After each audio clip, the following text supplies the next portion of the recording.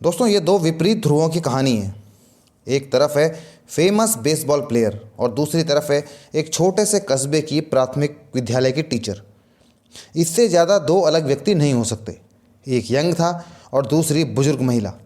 एक को हर साल करोड़ों डॉलर मिलते थे, जबकि दूसरे ने कभी 10,000 डॉलर से ज़्यादा नहीं कमाए थे। एक पॉपुलैरिटी की चमक दमक में शानो शौकत से जीता था, जबकि वो महिला मैसाचुसेट्स के एक छोटे कस्बे में ज़िंदगी गुजारती थी। लेकिन ये अंतर बहुत छोटे हैं। इनसे बड़े अंतर तो उनके चुने हुए पर्सनल और फाइनेंशियल विकल्पों में थे। आप जिनके बारे में पढ़ने जा रहे हो, उनमें से एक पाइपलाइनें बनाकर मल्टी मिलियनर रिटायर हुआ और दूसरा बाल्टी ढोने वाला बना रहा। और इस बुक को लिखे जाने तक वो दिवालियेपन की कगार पे जूझ रहा है। ये कहानियाँ दो बहुत अलग अलग लोगों के बारे में, लेकिन ये ज़्यादा इम्पोर्टेंट नहीं है। इम्पोर्टेंट तो ये है कि उन्होंने कौन से विकल्पों का चुनाव किया। ज़्यादा महत्वपूर्ण वो सबक हैं जो आप इन दोनों कहानियों से सीख सकते हो। इन दोनों कहानियों को जानने के बाद एक चीज़ बिल्कुल क्लियर हो जाती है कि पाइपलाइनें बनाना, मतलब कि पैसिव इनकम बनाना, सच्ची सुरक्षा और सच्ची फाइनेंशियल फ्रीडम हासिल करने का एकमात्र तरीका क्यों है। आइए मशहूर बेसबॉल खिलाड़ी की कहानी से स्टार्ट करते हैं। लंबे समय तक इस टैलेंटेड प्लेयर ने कुछ बुरे विकल्पों का चुनाव किया, पर्सनल भी और फाइनेंशियल भी। उसके पर्सनल चुनावों का परिणाम एकदम स्पष्ट था। टूटा हुआ वैवाहिक जीवन, शराबखोरी की लत और नशे की आदत। ये अपने आप में पर्याप्त बुरा है, लेकिन उसके फाइनेंशियल डिसीजन उतने ही ज़्यादा बुरे रहे हैं, क्योंकि आज की तारीख में वो कंगाल है। हमें यकीन है कि आपने इसके बारे में ज़रूर सुना होगा। वो लगभग 20 साल से पॉपुलैरिटी की चमक दमक में जी रहा है। उस प्लेयर का नाम है डैरिल स्ट्रॉबेरी। उसकी कहानी हमें आगाह करती है कि फाइनेंशियल फ्रीडम हासिल करने के लिए हमें क्या नहीं करना चाहिए। स्ट्रॉबेरी ने अपने करियर में भारी दौलत कमाई। हर साल 2 से 5 मिलियन डॉलर के बीच उसकी कमाई थी, और ये तो सिर्फ बेसबॉल से होने वाली कमाई थी। इसके अलावा एडवर्टाइजमेंट, उसके भाषण और दूसरे कार्यक्रमों में जिनमें वो भाग लेता था, वहाँ से उसको अलग से कमाई होती थी। अगर टोटल उसकी इनकम को जोड़ दें तो वो अपने 40वें जन्मदिन से पहले लगभग 50 से 100 मिलियन डॉलर कमा चुका है। इतने ज़्यादा पैसे कमाने वाले इंसान की पूरी ज़िंदगी शानो शौकत से गुजरेगी। सही है ना? गलत।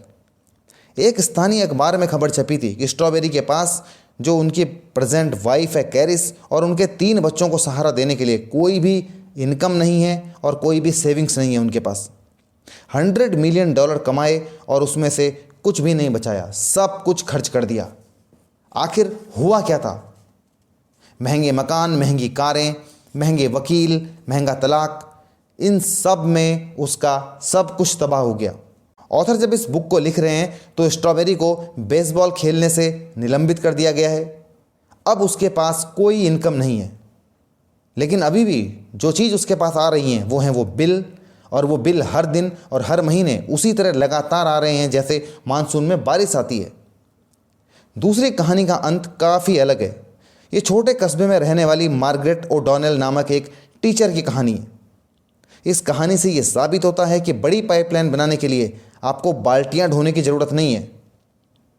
मिसेस ओडॉनेल ने 50 साल से ज़्यादा समय तक स्कूल में टीचिंग की। 70 की उम्र में जब वो रिटायर हुई तो वो हर साल लगभग $8,500 कमा रही थी।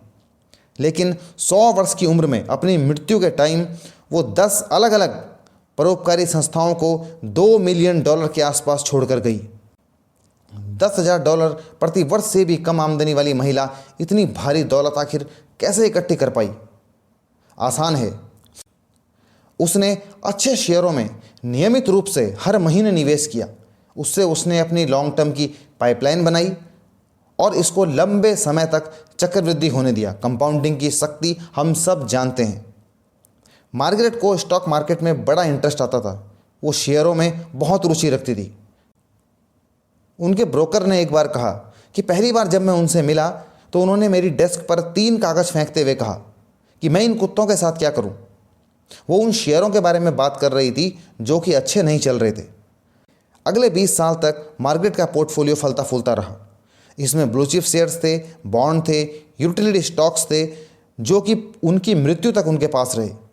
उन्होंने अपने किसी भी इन्वेस्टमेंट को शायद कभी छुआ ही नहीं, लेकिन वो अपनी रिटायरमेंट पाइपलाइन को हर साल बनाने में जुटी रही।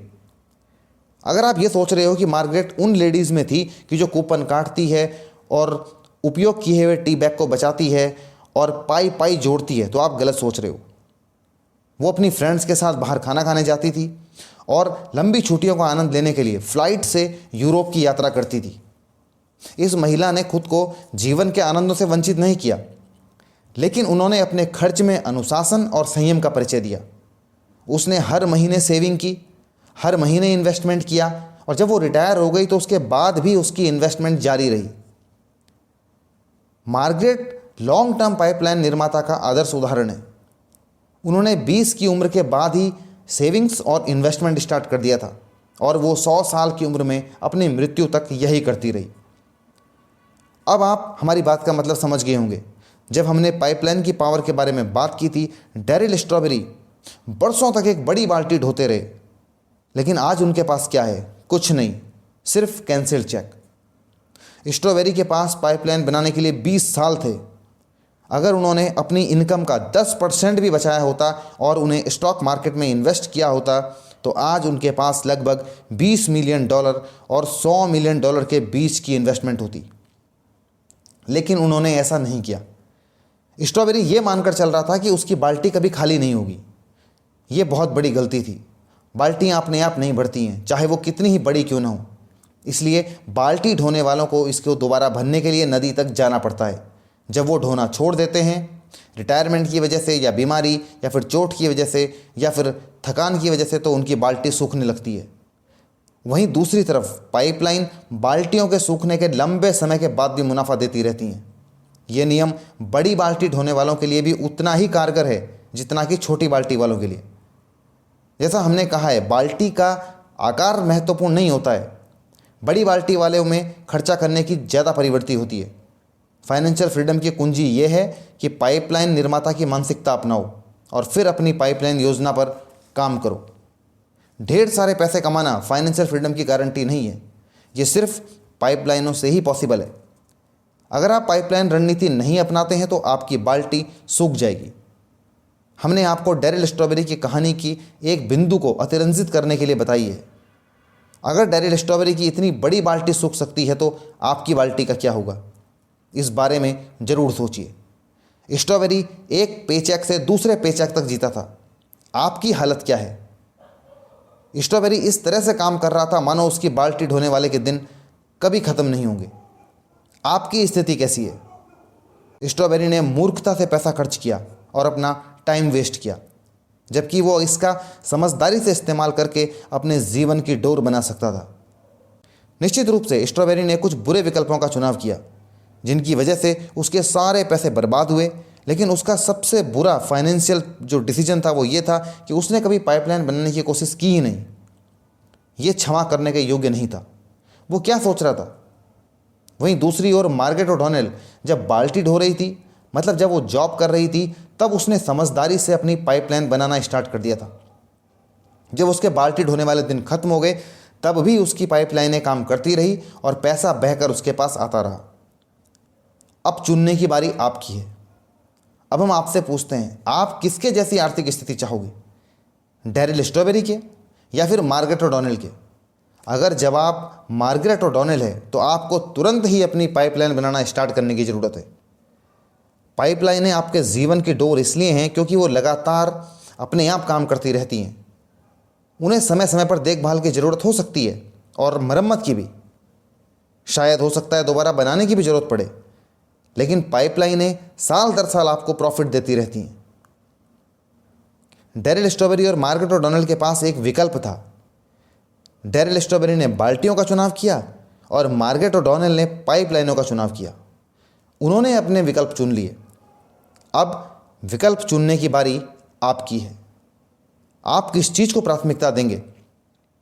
क्या आप अभी भी बाल्टियां ढोते रहेंगे या फिर आप एक ऐसे सिस्टम पे काम करेंगे आज से ही कि जो आपको आने वाले समय में तब भी इनकम देगा जब आप बाल्टी ढोना बंद कर दोगे, जब आपकी जॉब चली जाएगी, जब आप जॉब छोड़ दोगे या फिर अपनी मनपसंद का काम करने के लिए आपको बाल्टी ढोना बंद करना पड़ेगा।